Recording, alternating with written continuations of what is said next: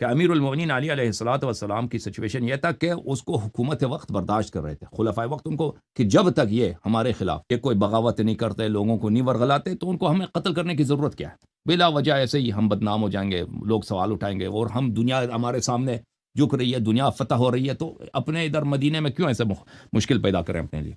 اور امیر المومنین علیہ السلام کو بھی پتہ تھا کہ اگر میں ان کے خلاف اٹھتا ہوں تو یہ رسول صلی اللہ علیہ وسلم کے حکم کی خلاف ورزی ہے، کیونکہ پیغمبر نے حکم دیا تھا صلی اللہ علیہ وآلہ وسلم کہ اگر آپ کو انصار نہیں ملتے تو آپ اپنے زندگی کو بچائیے، اپنے آپ کو ہلاکت میں نہ ڈالیے۔ تو امام حسین علیہ السلام کا سچویشن یہ تھا کہ یزید بہرحال ان سے انتقام لینے کی فکر میں تھا، یزید خود ان کو زندہ نہیں چھوڑ رہا تھا، کیونکہ یزید کا جو مینٹیلٹی تھا کہ رسول صلی اللہ علیہ وآلہ وسلم نے ہمیں ذلیل کیا ہے۔ ایسے ذلیل کیا بھائی؟ جنگ بدر میں ہمارے جوانوں کو قتل کیا، ہمارے سرداروں کو قتل کیا، ہمارے نانا دادا چچا، اس کے بعد احد میں ہمارے بہت سارے لوگ مارے گئے، پھر انہوں نے آ کے مکے میں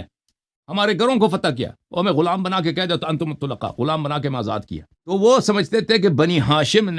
بنی امیہ کے جو دو خاندان ہیں، بنی ہاشم نے ہم پہ بڑا ظلم کیا، بنی ہاشم نے ہمیں بڑا ذلیل کیا، اور وہ بھولے نہیں ہیں۔ ابھی رسول صلی اللہ علیہ وسلم کی وفات کو 50 سال پہلے ہی تو ہوا ہے جو کربلا کا واقعہ ہوا۔